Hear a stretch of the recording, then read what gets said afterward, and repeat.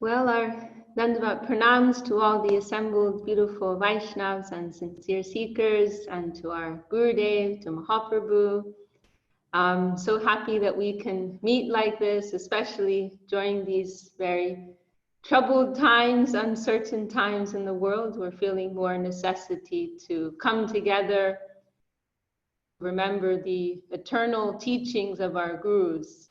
You know, in the midst of being faced, being confronted with the temporary nature of this world, then we're finding more comfort than usual and taking refuge of the teachings of our Guru Varga. So it's very nourishing for me, and just very happy to have such good friends in the world.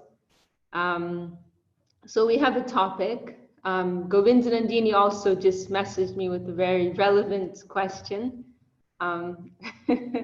So we'll also make sure we touch on that. So our topic was humility. 1 second. Oh, my phone's there. I had a few notes on my phone, but now it's recording Instagram, so never mind. Anyhow, humility, really wonderful topic. This is something very fundamental to our spiritual development. It's something that can also be misunderstood and misapplied. So it's valuable for all of us, you know, for myself also, to be reminded of what genuine humility is. And humility is also something that is included within the 6. I mean, it's everywhere. It's everywhere. Humility is everywhere. It's mentioned in the 6 limbs of Sharanagati, of surrender, which is the very life of our devotional practice. It's mentioned in the famous Trinada P verse of Mahaprabhu, this verse in the Shikshashtakam, which our Gurudev put so much emphasis on. So we can understand it is an indispensable quality, very essential to our devotional culture. And Srila Sridhar Maharaj has described it as the first quality in devotional life. If we look at these 6 limbs of Sharanagati, they're given in a particular order in the scriptures. Anukulyasya sankalpa pratikulya vivarjana dakshishati vishvaso goptitve varanam tata. What is it?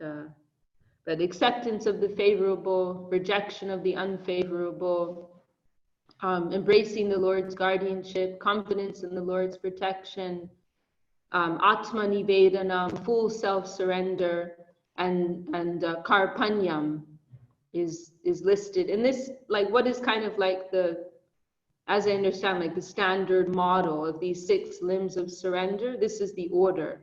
And so Doinya, or Karpanyam, as it's also rendered, humility is listed last. However, it's interesting, and Srila Sridhar Maharaj has pointed this out, Bhaktivinoda Thakur, in his songbook on Sharanagati, surrender, he listed Doinya, humility, as the first quality. Doinya, and we're singing this song in the mornings, Doinya Atmani Vedan, Gopti Trevaran, Avashadak Shibe Krishna Vishvasapalan. No, their humility is listed as the first quality of surrender. And Srila Sridhar Maharaj, he commented that this is actually the natural development of surrender, that first there has to be that feeling of humility. There has to be that feeling that we are lacking something. And only if we're feeling that will we be able to make the next step, which is to approach a superior shelter. If we are full in our own self, if we're convinced of our own superiority, or if we're convinced that, you know, we're fine, you know, we don't need anything, don't need anyone, then we won't feel any need to approach a higher shelter. You know, we can never learn, even in a mundane sense, we can never learn anything new unless we first feel that we need to learn something new, which means that we don't know everything that there is to be known, that we are lacking in some way. So it's not that it's, and this is where confusion often comes in, that it's confused with a type of low self-esteem or pessimism, and that's not what it is at all. It's actually just a very healthy assessment of what our position is. You know, in the mood of a student. You know, if we can like gear ourselves, Dandavat Madhu Gopal Prabhu, very happy to have you with us. If we can adjust ourselves in this spirit of being a student, then we will be successful. We will be very successful in our spiritual lives. If we at every step we maintain that type of spirit, then we will be successful. And that mood of being a student is so healthy, because it's also because central to that mood of being a student is the spirit of optimism. You know, it's about you know, like not just like being critical or being depressed, but like constructive criticism, you know, like self-analysis. So it is a very Srila Sridhar Maharaj uses that analogy, and it is very, very helpful for us. So this is the first feeling that we have to have like a healthy assessment of ourselves, and realize that we are in need of higher shelter, that on our own we're not able to have a clear understanding of who we are and what we need and what the proper path forward is. So then Doinya Atmani Vedan, this is Bhaktivinoda Thakur's outline of the limbs of surrender. First humility, Doinya, then Atmani Vedan, then one will approach the superior shelter. So this is one point, and there are different ways that a feeling of humility may arise within us. And one way, as I said, is simply to look within ourselves, and also to look at our position within the environment, and to understand, you know, I'm not the center of the world, for starters. You know, and I'm full of so many you know, flaws. I have so much room for growth, let's say. So that will give us a very healthy feeling of humility. Srila Sridhar Maharaj, in the talk which I was referencing, he mentioned, you know, we will consider that you know, it's mentioned about the jiva soul.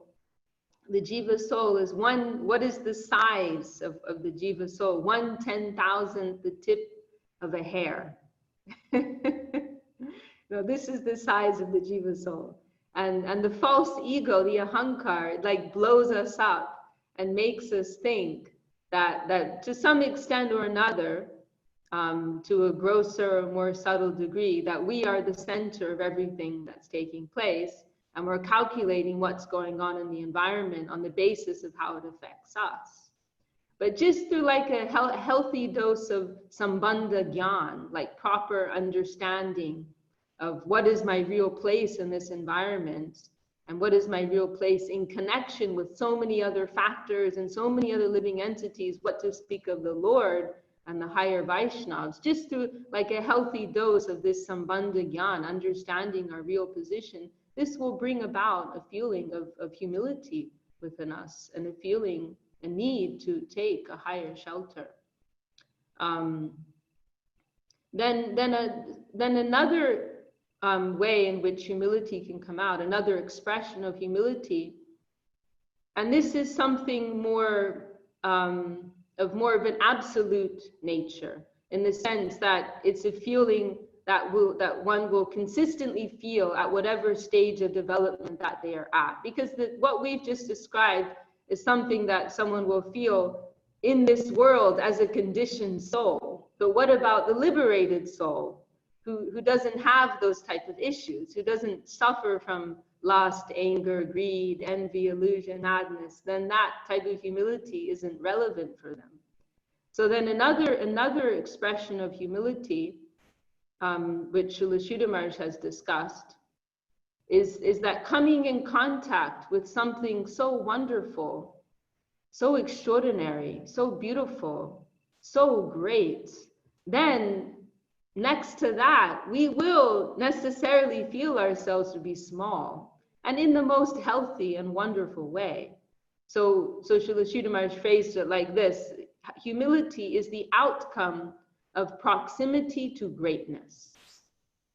If we take a very simple example, you're standing in front of a mountain, this huge, magnificent mountain, then suddenly you feel very small. But it's not a bad feeling. It's a wonderful feeling.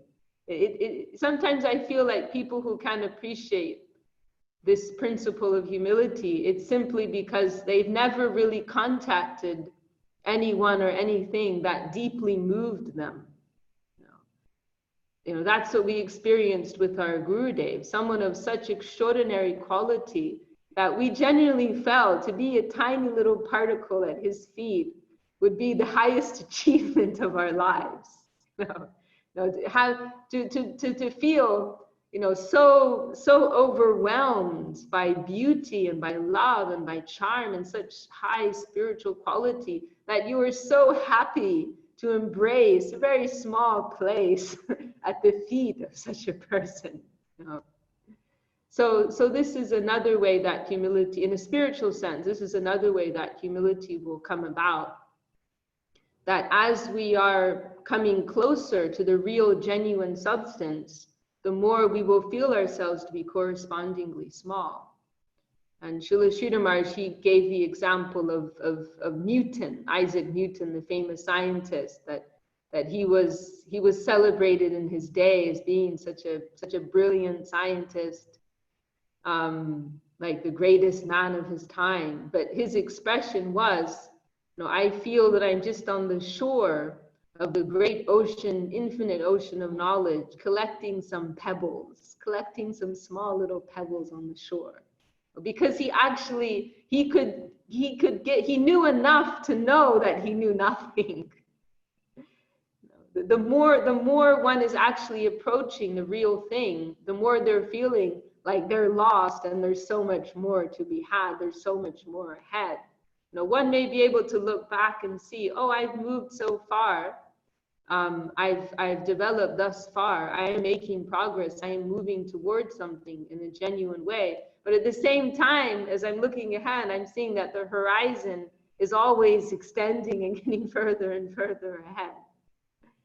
And Srila Sridhar Maharaj, he also mentioned the example of Socrates, who there was one of his friends told him, I went to see the oracle at Delphi, and the oracle told me that you're the wisest man in, this was Greece, I think, right? I think Socrates was in Greece. I think so. Okay, I'm having some head nods. I'm pretty bad with my history and everything. So you're the wisest, or maybe it was the wisest man in Athens, something like that. But the oracle said something like this: you're the wisest man of our time. And Socrates said, no, that's impossible. And so he said, I will prove it. And so he went and he interviewed all the persons who were considered to be very great, very knowledgeable in the city. And then at the end of that, he said, actually, the oracle was right. he said, because I'm a fool, but I know that I'm a fool. But all these other persons who I've interviewed, they're fools, but they don't know that they're fools. They think they're very wise. They think they're very great, but they actually don't know anything. So this will be the expression of someone who has actual appreciation for what it is that they are approaching, who are appreciating the infinite nature of what they're approaching. They will feel that they have nothing in comparison to what there is ahead. So this is another point, that the more we, and Srila Sridhar Maharaj in Prakana Jivanamrita, he gives in the section on humility, he gives a very beautiful definition along these lines, that the devotee is like marveling within their heart upon the wonder, the beauty, the greatness, the magnanimity of their Lord. And in consideration of that, they're feeling themselves to be very small next to that. So yes, the more that our appreciation for the substance of Krishna consciousness, for the qualities of Hari, Guru, and Vaishnava, the more that develops within our heart, the more this wonderful feeling of humility will develop within our hearts. So that's another expression. Another way that Srila Sridhar Maharaj has expressed it in a very practical way is he said that humility means that we will not be so rigid as to not accommodate others. So humility allows us to have consideration of others in the environment, to consider the needs, the desires, to appreciate the qualities of others, the inspiration of others, and to accommodate for that, to not be so fixed on our own way of wanting to do something, to not be in this very rigid mood of wanting to, of not being able to hear others, or to adjust our own position, or to adjust our own activity and our own decisions in consideration of what others would like, in consideration of others' desires and needs, and so on and so forth. So to have this type of flexibility and to work in a combined way with others, this is another expression of humility, which is very, very helpful, it's a very practical way of understanding it. Especially if we're trying to serve within a community, within a mission, in a combined way, then we'll discover that it's the only way to survive. Actually, we will have to compromise in any relationship. We will have to compromise if we want that relationship and those relationships to be successful.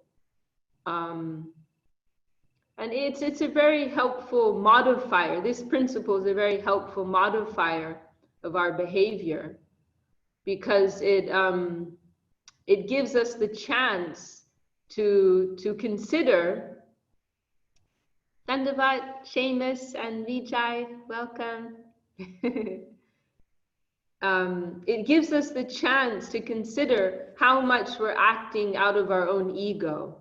Because sometimes what can happen is we have some idea, we're proposing some idea, and then there are others who are opposing that. They don't like our idea. And then what can happen is that we can get in this space of just wanting to assert our own idea, and it becomes about that. It's no longer about doing the best thing or doing what's best for the group, but it's about us being right. This is what can take place. So this principle is very healthy, because it can help us avoid that pitfall, help us to stay on track of genuinely wanting to do what is best for the center and for the group, for the combined movement. So yeah, that's another point. It's Srila Gurudev, he commented when Goswami Maharaj asked him, for those of you who aren't familiar, Sri Chaitanya Mahaprabhu, he gave 8 verses of instruction which are particularly valuable for us.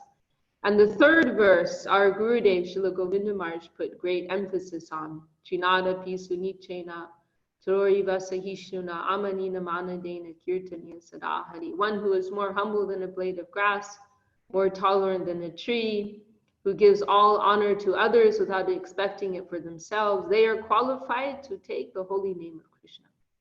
And our Gurudev put great emphasis on this verse. And Goswami Maharaj, he asked our Gurudev on one occasion, how did you come to understand the special significance of this verse? How important it is for our practicing lives. And Gurudev said, no, it wasn't quite like that. It wasn't like I was deliberating upon it and I came to this conclusion. It wasn't like that. He said it was out of desperation. I realized that there's no other way. If I want to move forward in a combined way within a group, then there's no other way. There's no other way. This is the only way to proceed, with these principles.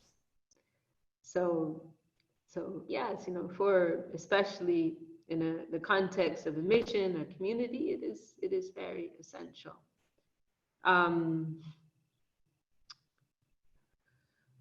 Then another point is that humility has to be properly adjusted. And this is one of those points on which the principle is misunderstood. It's not that we will indiscriminately be humble to everyone and everything and anything that's taking place. There's a section in Golden Volcano of Divine Love, which is highly recommended reading. And there Srila Sridhar Maharaj goes through these 8 verses of the Shikshashtakam, and there's a very nice discussion on this verse, Trinada Pisunichana, which is discussing humility. And Srila Sridhar Maharaj, he explains there that humility, he says, that I am humble means that I am the servant of a Vaishnava. My humility is in connection with the absolute truth. And he gives the simple example there that if a dog comes into a temple and is making trouble there, then are we going to be humble to the dog? No, we'll have to remove the dog. So our humility must be properly adjusted. And in another place, he also gives the example of Hanuman, when he's going, he's going in the interest of Sita Devi, who's being held captive by Ravan, and Hanuman, he burns the whole city of Lanka to ashes. And we would say that's a pretty destructive act. We would say that's an arrogant act, but he's doing that out of his devotion to his master. And so Srila Sridhar Maharaj comments about that. Hanuman's humility is not disturbed by that. His humility is in connection with a higher sphere. And then we can also say in our own lives, when we have to face difficult circumstances, this principle comes to help us. This verse, Tenu kampam susamik shamano bunjane vatma kritam vipakam prid ragva purbe ridadan namaste jiveta yomukti pade sa dayabak. And expressing this famous verse, Srila Sridhar Maharaj, he quotes many times, and it is bitter medicine. It is bitter medicine, but it is medicine. That stating that one who can accept that what is coming to them, first of all, they are responsible for, and secondly, that the Lord's grace is behind that, coming to adjust them. They will very soon be liberated from this whole world of action and reaction. They will soon be completely free of that. So this mood of humility is also being expressed here. This a feeling of responsibility. So when these, I can say in my own life, I find it very helpful to have both an understanding of the absolute perspective as well as the relative perspective. So as an example, if I'm at the receiving end of some type of dysfunction, then I won't go to blame that person. I will understand I'm responsible because it has come. But at the same time, from a relative point of view, I'm not going to pretend that this person is in a healthy place and that I should go and bow to them, unless for social reasons. Every situation is different. It may be the best thing to do for social reasons. It may be to give them some token respect, to keep the peace in the environment. But otherwise, we will try to remove ourselves. If someone is abusive, and this is part of Govindanandini's question, which we'll come to, if someone's being abusive, if someone is treating us in an unhealthy way, then although we may accept, I am ultimately, like from an absolute point of view, I am ultimately responsible for this. There's no accidents. Everything's come for some reason. I can see that from an absolute point of view. But in the relative sense, I can also see that this is not a healthy circumstance. This is not a healthy person. And I need to, for my continued progress in Krishna consciousness, I will, in a humble way, I will try to remove myself from that situation. So that feeling of responsibility, that is very humbling also, to understand and to recognize that.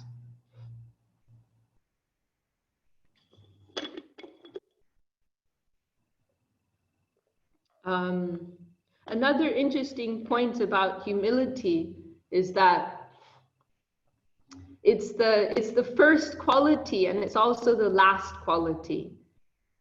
So I mentioned Bhaktivinoda Thakur's outline of these principles of surrender. And in his outline, humility is the first quality, right? And we can see how that makes sense. However, in the standard order which is given in the scriptures, and which Srila Sridhar Maharaj uses himself in Prapana Jivanamrita, then humility is actually the last quality. So it has kind of like a unique place, humility. It's the first quality and also the last quality. And so we see and there's also in Brihad Bhagavatamrita, this famous work by Sanatana Goswami, there's a wonderful place there where he describes how Krishna prema, divine love, and humility, they have this I don't know what the right word is, but basically they say he says they feed off of each other. That humility stimulates greater love, and love stimulates greater humility. So they have this like circular relationship. Because so actually the highest type of humility is only possible when one is on the highest plane, when one is experiencing the deepest type of love. Because love is that, even in our own experience in this world, we find love is the most humbling thing. Love humbles us like nothing else will humble us. Love makes us realize our helplessness in a way that nothing else can.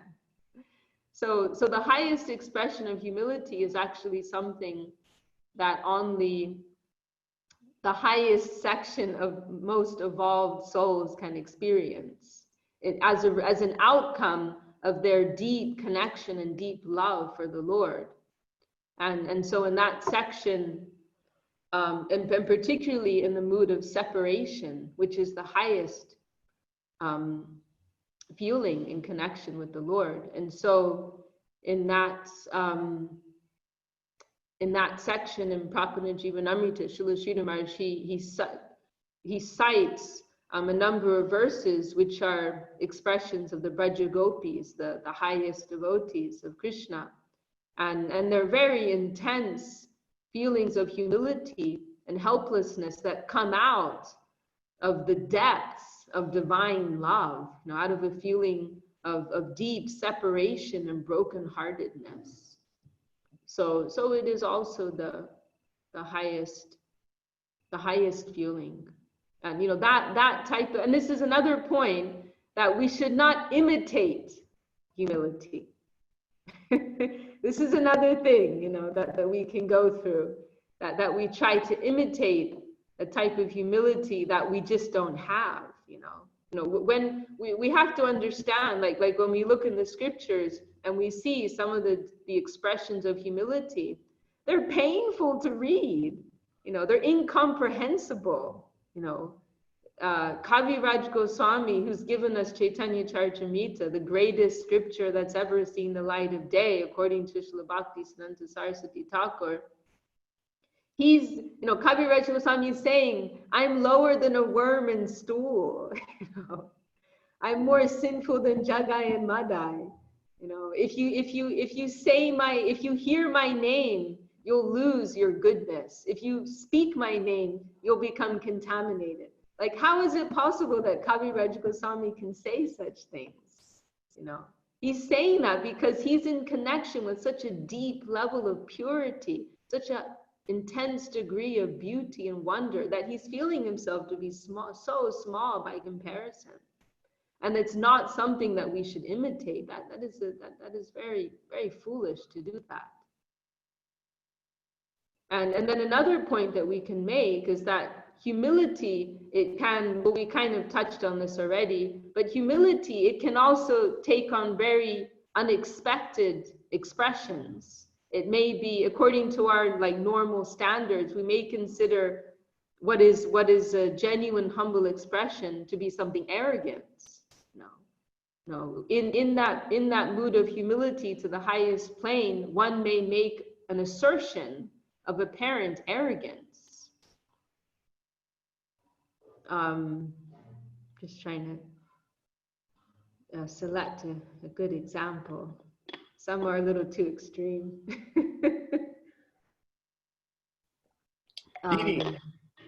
What did you say? Well, Didi, there's one thing that Janardhan Maharaj likes to tell about Srila Prabhupada, Swami Maharaj, and one of the things that one of his devotees was saying, oh, I'm the most fallen, I am the most lowest, all this, and Srila Prabhupada told him, you are not the most anything.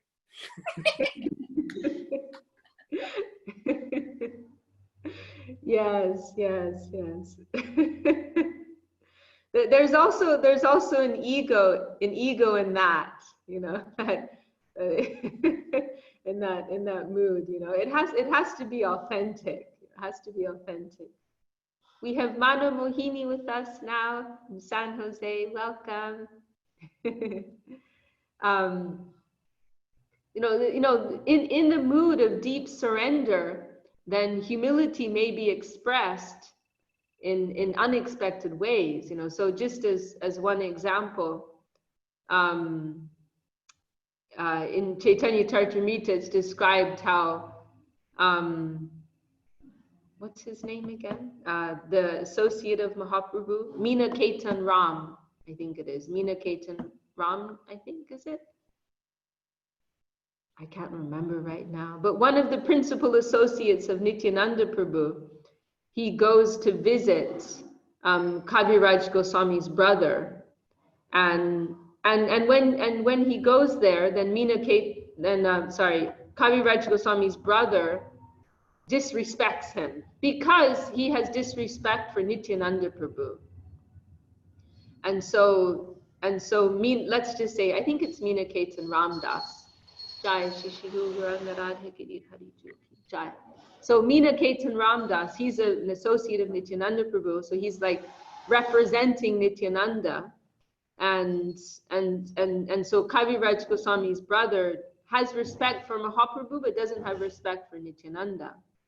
And so when he turns up, then Kaviraj Goswami's brother disrespects him.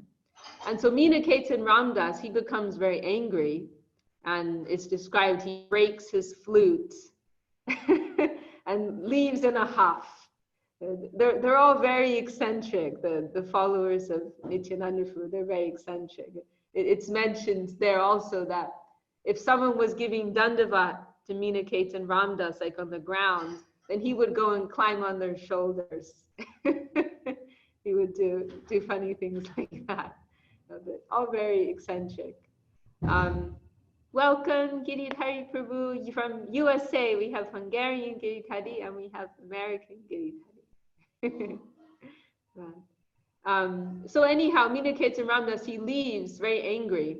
And so someone might say, oh, why is he being so arrogant? He didn't receive respect, and so he's leaving. But he's not thinking of his own prestige. He's thinking, I'm coming here as a representative of Nityananda. And so if they're dishonoring me, that's like dishonoring my guru, my master. So therefore, on the basis of that, then I'm becoming upset.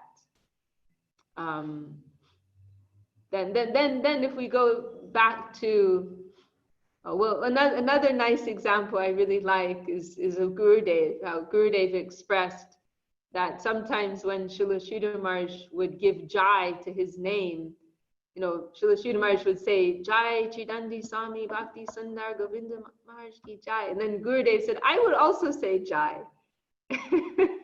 and he said, because if Guru Maharaj said it, then it must be true. So I have to accept it. And it started because it was Siddhanti Maharaj, actually, a very wonderful devotee who unfortunately has passed away now. He was glorifying our Gurudev. And then our Gurudev, instead of like protesting that praise, he said, actually, you're a very qualified Vaishnav. And so if you're glorifying me, then I have to accept that because your opinion has some value. So if I just point blank deny everything you're saying, then I'm actually dishonoring you. So on the basis of you being a qualified Vaishnava, I have to accept what you're saying. And then also if we go to Chaitanya Charitamrita, in one place, Kaviraj Goswami is speaking of himself in the most painful way, denouncing himself in the most painful way. But then in other places, he's saying, this is the best book ever, more or less, and saying, everybody please read this book. And not only that, but he says, I worship anybody who reads this book. So he's acknowledging that what's coming through him is the most wonderful substance, is the most wonderful divine substance. Krishnadas Kaviraj Goswami, the author of Chaitanya Charitamrita. So just to point out that this mood of humility, it can take on different expressions, and it's definitely not something that we should imitate. It's something that will naturally grow in a very genuine and authentic way. At the same time, that doesn't give us a license to just, say whatever we think at any time, in any place, and who cares at whatever chaos ensues as a result. We are encouraged to practice some degree of self-control and consideration of others. But it should not be that we're artificially assuming some intense posture of humility that we don't really feel.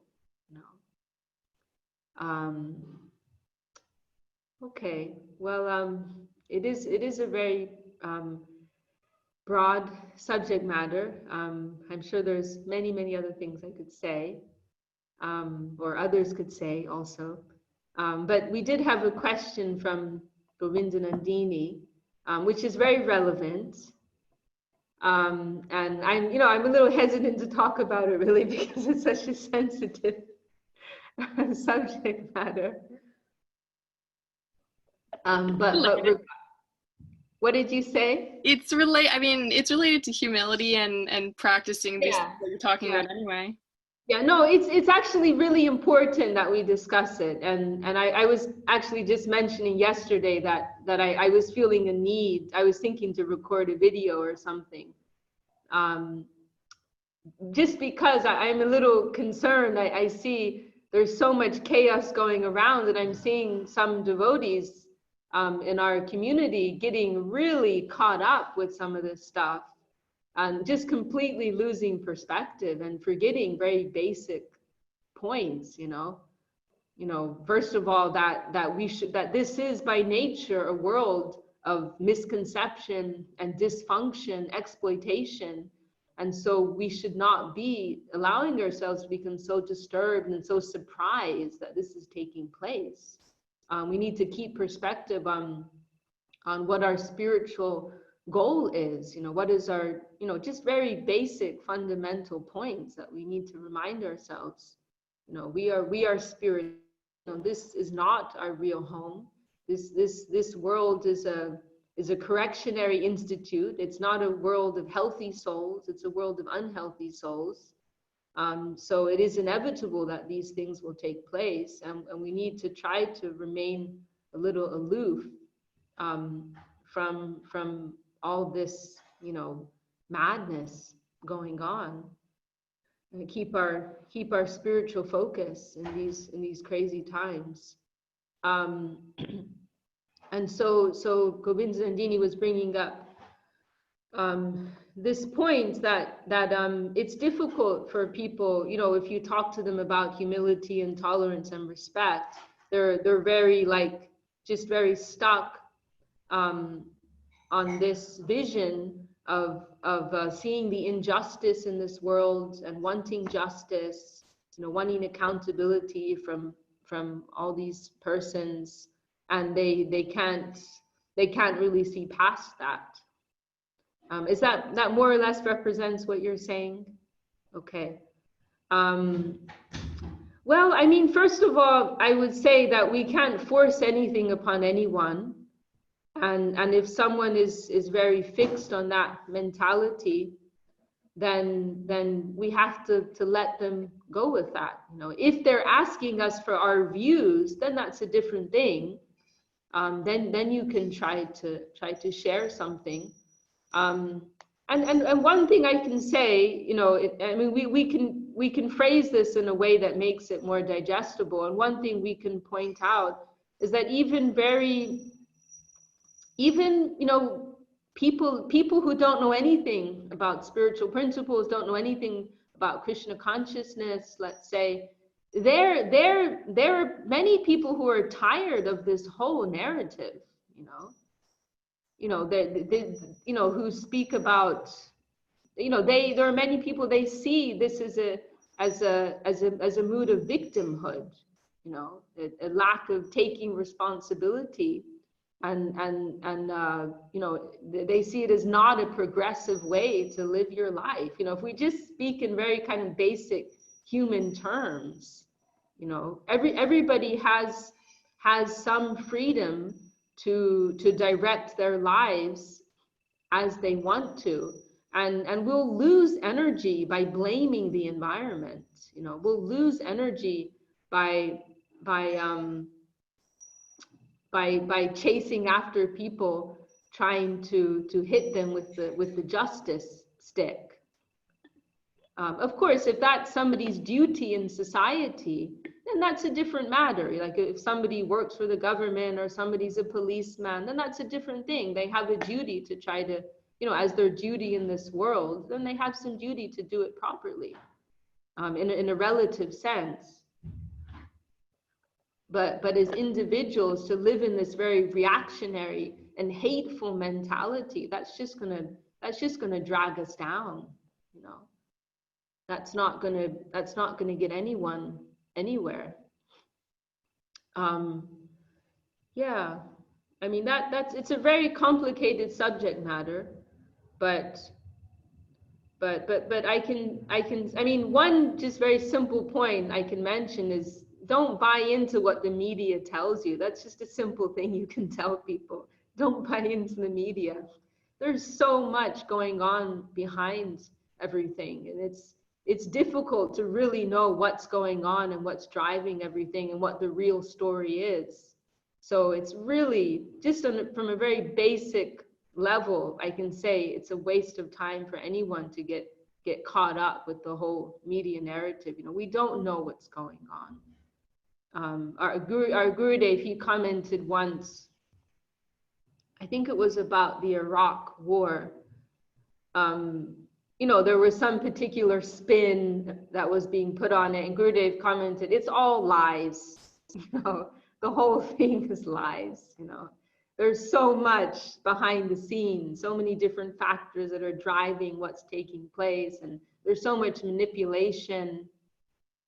So rather than getting into all of that, why don't you use the energy that you have to do something progressive with your life?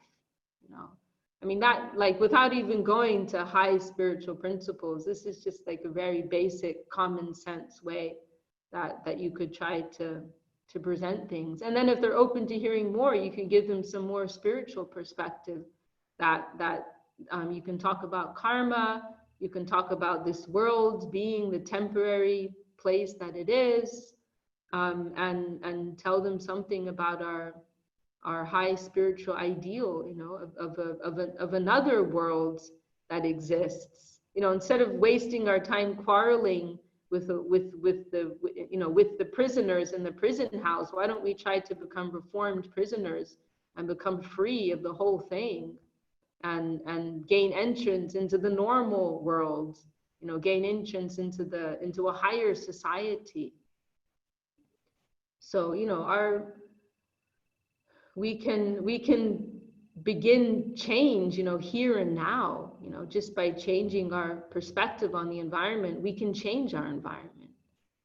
You know, if we begin to relate with our environment in a different way, we will change our whole experience of life.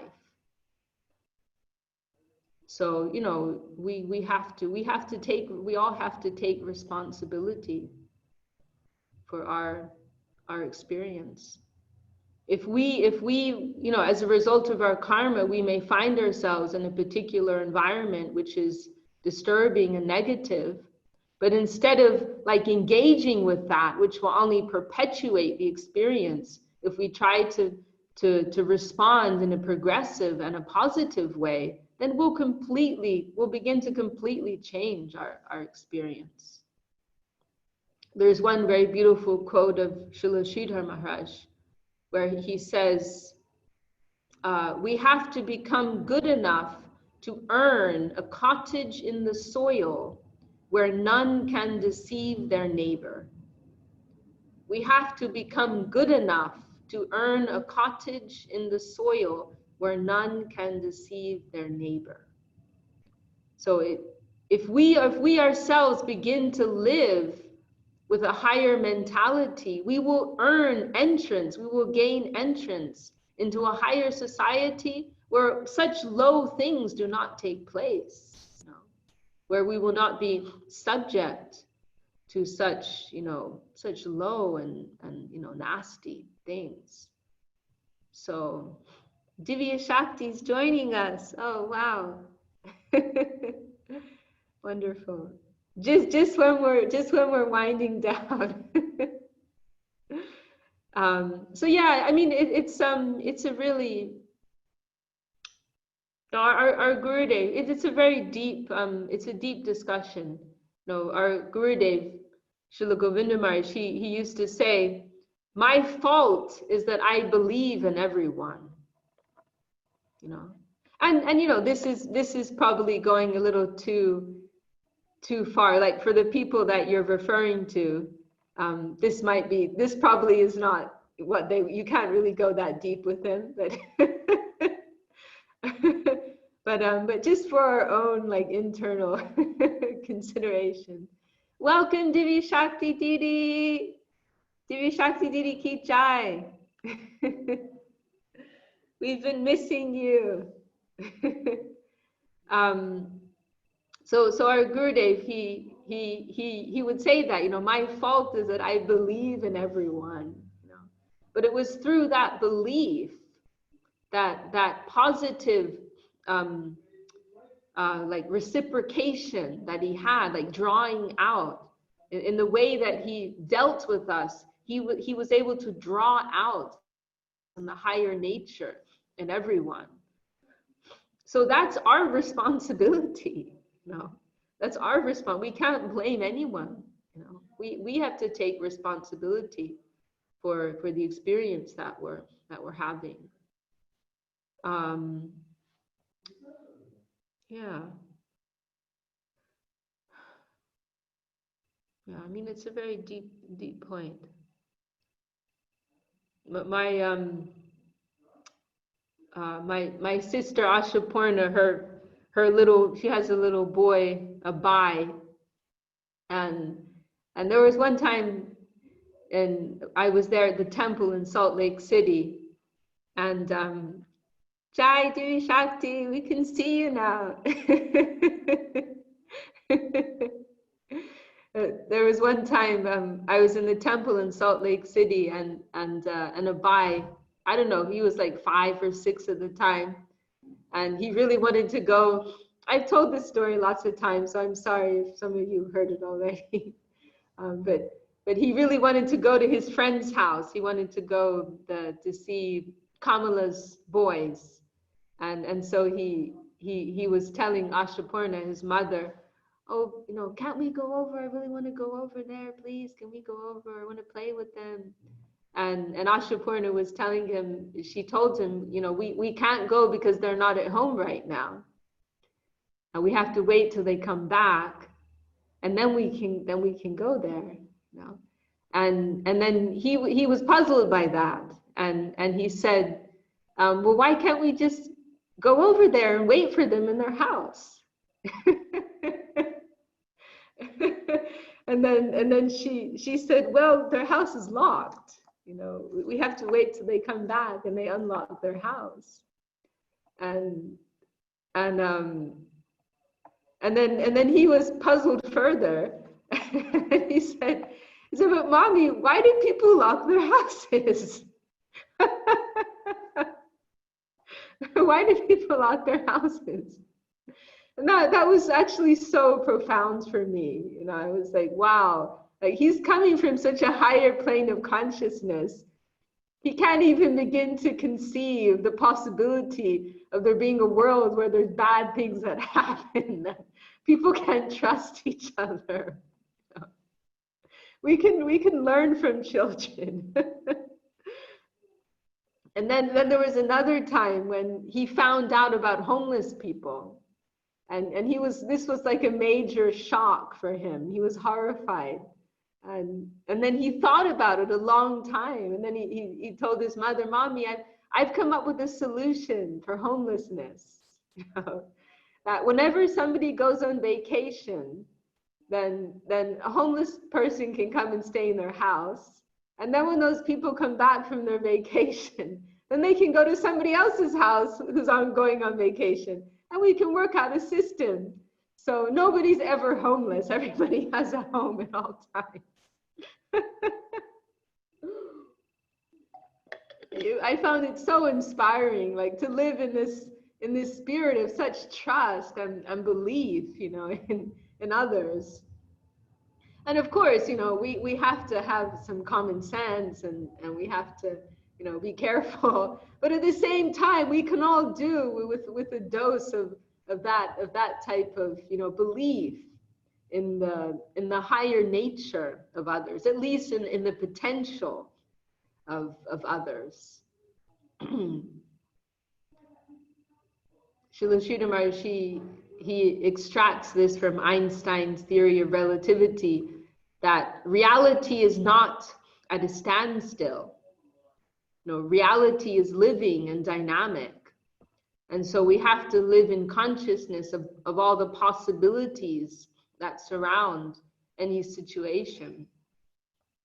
And so, you know, if we remember that in our engagement with the environment and our relationships with others, we open up like a whole new scope of possibility, you know, of what could be, you know. And I can say from my own very limited experience, I mean, I've experienced like persons who were like enemies of me become my best friends, you know, just through trying to tolerate despite whatever they were throwing at me. You know, I've directly experienced really like miraculous transformations that have taken place in some relationships. So yeah, you know, we have to keep that positive. We have to be practical, of course. We have to have common sense, but we also have to keep that space for positive change. We don't want to shut out that possibility. When we live in this reactionary mentality, when we live in this mentality, you know, like just, you know, something's coming at us and we're reacting on the basis of what they've thrown at us, then we're just shutting out the possibility of any type of positive change taking place. So you know, this is an evolutionary way and a progressive way to live our lives. Yeah. Well, yeah. And we also, another point about humility is trying to be aware of what the Lord's will is in any given situation. You know, Srila Sridhar Maharaj gave this wonderful explanation of karma as being self-assertion.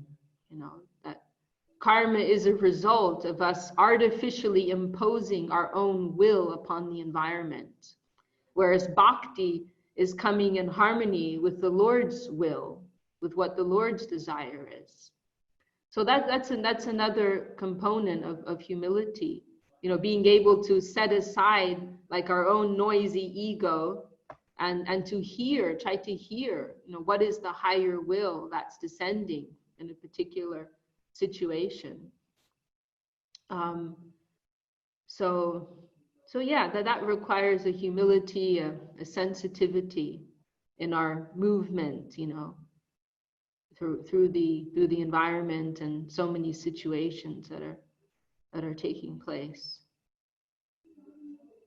Srila Sridhar Maharaj says I'll finish up, you know, I don't want to hold you all up all day. I'll just finish up in Prapana Jivanamrita. Srila Sridhar Maharaj, he has one line there, it's one of his own original lines, Ud Buddha Swarupe Swabhava Karpanyan, that the natural mood of the soul, the natural quality of the soul is humility. It is the nature of the soul to be humble. You know, if one is in an awakened state, in a conscious state, they will necessarily be humble.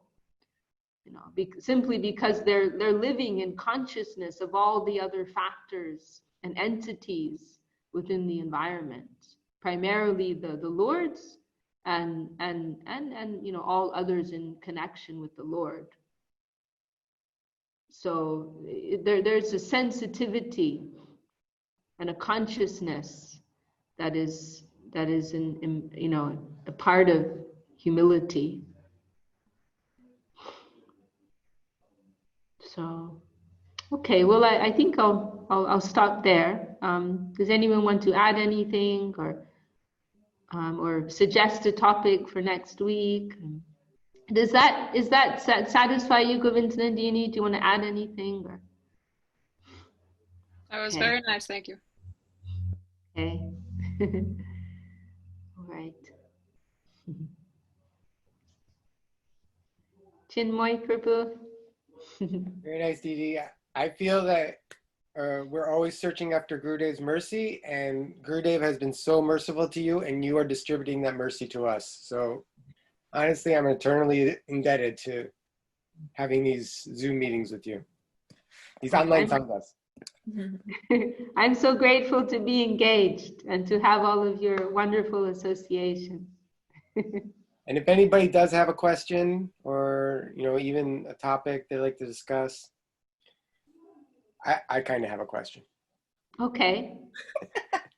So I know my own capacity most of the time to be humble and tolerant and giving on others. What if I'm not able to be humble to another devotee. Like, I realize I don't have that capacity to humble myself to the degree I need to humble myself in order to have a good relationship with someone. Oh, what does that say? Oh, because it only allows an hour. Oh, yeah.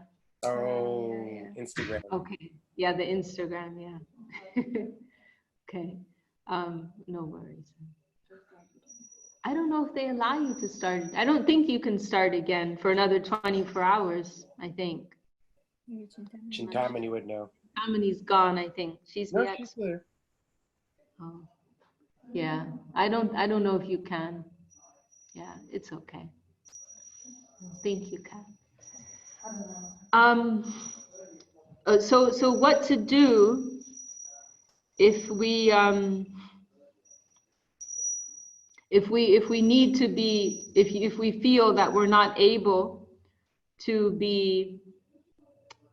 have the level of humility that we should have in a particular situation. Well, in the mornings and the evenings also, we're singing this song, right? Gurudev Kripa Bindu Diya Koroe Dase Trina Peka Ati Dina. We're praying to Gurudev for the strength, for the strength to be humble. For the strength to be humble, for the power to tolerate everything and to give honor. That's what that song is about. I think the translation in our main Kirtan guide is a little confusing, but that's actually what's being expressed there. Trina Pekka Attidina, please give me the ability to be more humble than a blade of grass. Sakale Saman Kodite Shakati, give me the Shakti, the power to give saman, to give respect to sakal, to all. Sakala sahane, bolo diakodo, give me the bold, the strength to be able to tolerate everything. So we have to do that. We have to pray for that strength. Also, I mean, talking it over, if there's like a sober person to talk it over with, I always find that helpful. Like if you feel some inner support from a good friend, you've discussed you've like gone over the whole situation. You've been able to, like venting, to be able to vent, get it out of you with somebody who's sympathetic and can understand what you're going through. And then it has to be like a sober person who's gonna like encourage your best self. Not because there are some friends who will like agree with you on everything, who are like sycophants. Like, yeah, you tell him. Like there are those friends who will encourage that impulse that we have in us.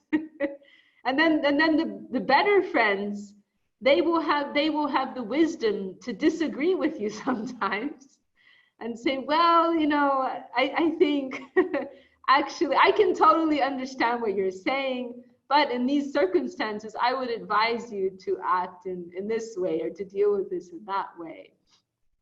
If we have, like, those are real friends, who care about us enough to disagree with us sometimes, and to try to encourage us to make the right decision. So that's something that can give us some inner strength, like in dealing with the situation. If we're feeling that support from a good friend who's encouraging us to act to deal with the situation in a higher way, that will make it easier. That will make it easier. But like we saw that with Gurudev sometimes. Like I know of a few intimate exchanges. I didn't have that kind of.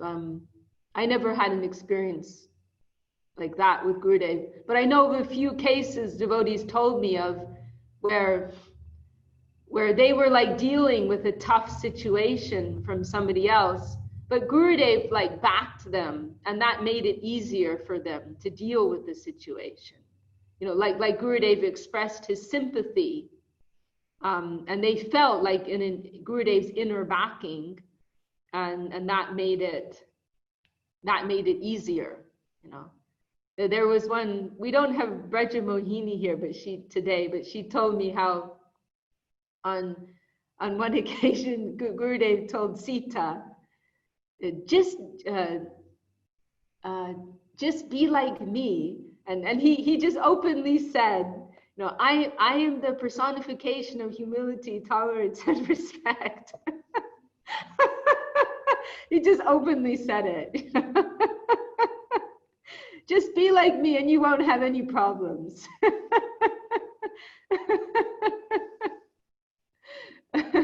No, she was, I think, going through some difficult situation, and Gurudev was like giving her that inner support, you know, like, you know, just face it, you know, tolerate it, and so that's one thing. If we're feeling that, like from a friend who we have some regard for and who cares about us, to feel that inner support from them, that could make it easier. Another point that Gurudev has made is that our, and this is specifically in relation to to tolerance, and actually tolerance, Gurudev has pointed out that tolerance is simultaneously the most difficult and the most fundamental, because he said it's difficult because you can't imitate tolerance. You can imitate to some extent respect, and you can imitate humility to some extent, but you can't pretend to be tolerant. You're just tolerant or you're not tolerant, you know, in any given situation.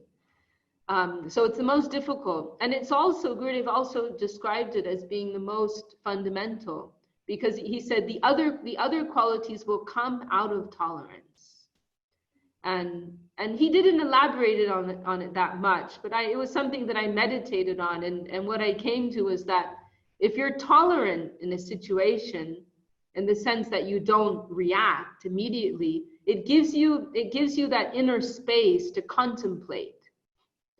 And we can, in that space, in that moment, we can contemplate our own failings, how we may be lacking in some way, or how we may have exacerbated a particular situation in that moment of like stepping back.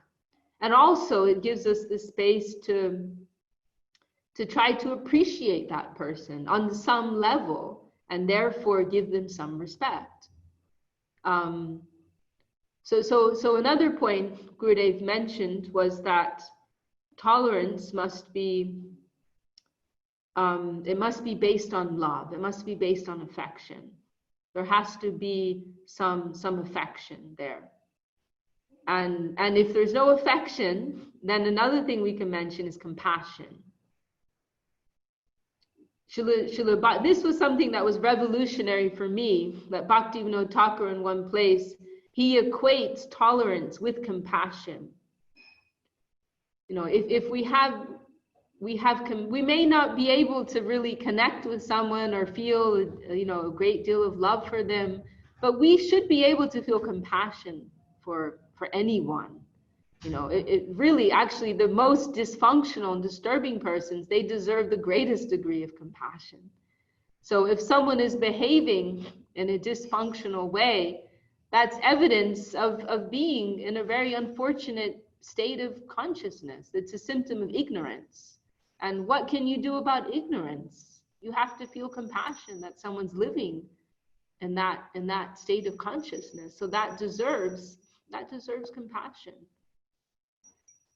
And that, you know, if we feel compassion, that allows more sympathy, and that allows us to deal with the situation in a more sober way. Lastly, I can mention the point that helps me the most, that you know, love me, love my dog. So, you know, if we love Gurudev, then the more that we love him, the more we'll love everyone who's connected with him. So to see that, okay, I don't have a good relationship with this person. I've had to experience a lot of negativity from them, but they love Gurudev and they're trying to serve Gurudev. I'm trying to serve Gurudev. I have some love for Gurudev, and they also have some love for Gurudev, and they're also trying to serve Gurudev. So if I can't appreciate anything else about them, I have to appreciate that. We have some common grounds there. And to consider the relationship that they had with Gurudev, you know, that Gurudev had a loving relationship with them. And so to honor that, and to remember that Gurudev would like that we're honoring that. So that's another point. I mean, that's, I think, probably what helps me the most. Also, to have some consideration of others in the environment, you know, to consider that you know, I'm having this negative relationship with this person, a negative experience, but others, there are many others who are not having that. And so why should I disturb their experience by not reciprocating on a particular level with this person, you know? That would so, you know, there's like an element of selflessness there and consideration of others. That, I mean, if we take, for example, you know, someone who's acting as an initiating guru, right? Then they have disciples, but they also have god brothers and god sisters, and their god brothers and god sisters will see them in a different way than how their disciples see them. And so we don't want to we have our own relationship with them, but we don't want to disturb the faith of those newer persons, of those disciples. And so therefore we should, especially when we're in a public setting, we should try to maintain a particular level of respect, you know, if for no other reason than to encourage the faith of Srila Sridhar Maharaj refers in one place to newcomers as holding the premier position. They have you know, the new people, newcomers, they should have a very, we should consider them in a very significant way. You know, they're coming with, you know, like baby faith, you know, with new faith, and we want to encourage them, you know, not to disturb them. So that's another thing, like me having a good, it's not just about me, you know, my relationship with this person also affects so many other people. You know, I'm living within an organic whole, and so I have to live in consideration of so many other living beings, so many other entities. You know, sometimes I think about Vrindavan, like, what is Vrindavan? Vrindavan is like this infinite network of billions and billions, infinite souls, all harmoniously serving together, you know, Krishna, the center. You know, like that we have to begin preparing for that. And so we have to start, you know, by being ready to set aside our own, you know, our own individual interest and needs and desires in any given situation and relationship, you know, and to live more and more in consideration of others. So yeah, that type of selflessness and living, you know, die to live, you know, living for others, you know, not living for ourselves anymore. We're living for our higher purpose. We're living for Guru and Gauranga. We're living for the welfare of others. So it is a very high way to live. And then, you know, if we can manage to do that, like die to live in a particular situation, then we will feel inner strength. within us. We will feel, especially if we're doing it in a mood of surrender to our Guru. We're praying to Guru, please give me the strength to do this, and then I'm doing it as an expression of surrender to you, then we will feel that strength descending from above. And this is another point that we do, and this is another point about humility and all these things, that they do need to be, if we want them to be helpful in us living a progressive spiritual life, then they do need to be relative to Guru and Gauranga. Otherwise, you can just live a very good life in this world applying these principles. Anybody can be success. Someone can go and write a manifesto on how to be successful based on these principles, right? Of humility, tolerance, and respect. And of course, sometimes we're applying them in a very practical way, just in a social sense to keep harmony. But on a deeper level, to be progressive in a spiritual sense, they do need to be in connection with the higher plane. Not just as like a clever way to live your life, to be very successful. So yeah, everything will be in connection with the Lord, with Guru, the higher Vaishnavas. Everything will be an offering to them. And and this feeling of helplessness which you're expressing, this is also very healthy, to feel I can, in that song. What is the last verse? If you examine me, I can't remember the Bengali, but if you examine me, you won't find anything.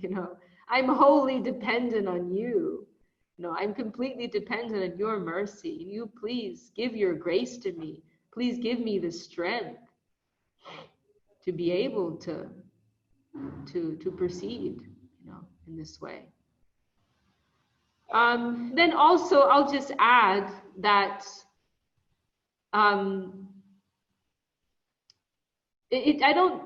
sometimes I see people applying these principles in kind of an overdone way. I think there should be some level of dignity in consideration of our connection with our Guru. If we think of ourselves as representatives of our Guru, then there's a certain level of dignity which we're carrying. And so, like, what I mean to say is, like, if someone is behaving in a very, crazy manner, doesn't matter what position they're in, then we can't just bow our heads to that indiscriminately. That's another point.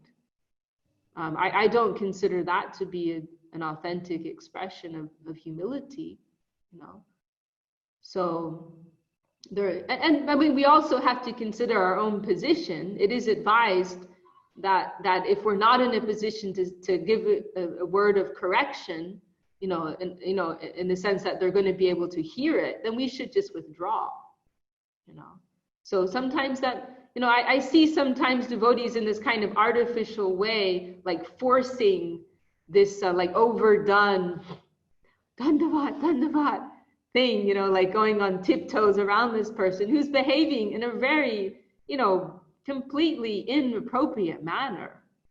We don't bow our heads to that, Then the best thing we could do may be simply to withdraw from that, Otherwise things become very just, fake, and we're not dealing with real Krishna consciousness anymore. We're dealing with someone's ego trip, So, it just depends on the situation. Every situation is different. If it's something that's extreme, then I would advise to withdraw, If it's something that's just totally irrational and completely against the principles of our gurus, then we can't get involved with that, and we cannot give our certificate to that. We cannot say that this is okay when it's not okay. So, you know, that type of dignity and honesty, you know, that also needs to be there. You know, there's some very crazy things that, you know, I hear some of the crazy, you know, like we've heard of after Srila Swami Maharaj Prabhupada left, and, you know, ISKCON was like a new baby mission, you know, not to make any criticism of them, but there were so many crazy anomalous situations that took place in the name of humility, you know. Like, you know, they were like young, and Srila Prabhupada appointed these young acharyas and very inexperienced. They're still learning. Dandavat Parthasarthi Prabhu, so nice you could join us. And in the name of humility, so many crazy, you know, I heard from my mother, because she joined in the middle of that stage. This was like 1979 or 1980, and the guru of that area was like, you know, sometimes drinking beer, you know, like in public, you know, or you know, sitting on the Vyasa-san in his jeans and just talking in an outrageous way. And you had all these like simple-minded people like bowing to that, you know. So like things can go very crazy and very weird, you know. David Shishprabhu told me a very crazy story in Italy of a sannyasi who fell in love with some lady. He ended up marrying her. So he left his sannyas, and she really liked chicken. They started cooking chicken in the temple, and everybody's just going along with this, you know, like, oh, well, we're meant to be humble to the sannyasi, you know, like, and Srila Prabhupada, he heard about it, and he was like, why did you all go along with this? And they said, well, you know, he was the leader, you appointed him, and we thought we should just go along with whatever he wants to do. It's like, you'll follow him to hell that way, you know? It's like Guru Dev said, don't lose common sense, right? So yes, like it's exactly. common sense. Exactly. So there needs to be a good dose of common sense, you know, and if things are deviating from the real principle, we can't go along with that, you know. So in a respectful way, we can either say something, and if we don't have the place to say anything, then withdraw, you know. So yeah, you know, we have to be discriminating in our application of all of these principles. And the main point is that we won't be acting on our ego. That's the central thing. We will try to distance ourselves from that reactionary tendency of our ego, and really make a decision make a decision on how to proceed and how to deal with a particular person or situation based on the teachings of our gurus, not based on a desire to assert ourselves or to discredit somebody else. So that's the main thing. Wow, we've gone to some deep subjects here, deep waters. Well, I'm glad you brought that up. Is that helpful? Yeah, that's perfect. Okay. Okay. Well, very, very, very nice to connect with all of you. Hopefully we can meet again next week, if the world hasn't ended. And anything seems possible at this stage. Okay. Jai Shri Bhakti Sundar Govinda Dev Goswami Maharaj ki Jai. All the assembled devotees, Jai. Jai. Jai, Hare Krishna, Jai, Hare Krishna. Jai. Jai. Jai Vishakha Devi, Jai, this is Devi. Vimala. Jai. I don't have the Zoom, but I'm listening. Vimala, Dandavat. My gratitude to all your blessings. Jai Bhimala, Jai. Jai. Jai. I don't have the Zoom, I just listening. Jai Divya Shakti Didi ki Jai. Jai Saraswati Didi ki Jai. Jai Chinmoy Prabhu Jai. all the beautiful devotees, Ki Jai. Thank you so much.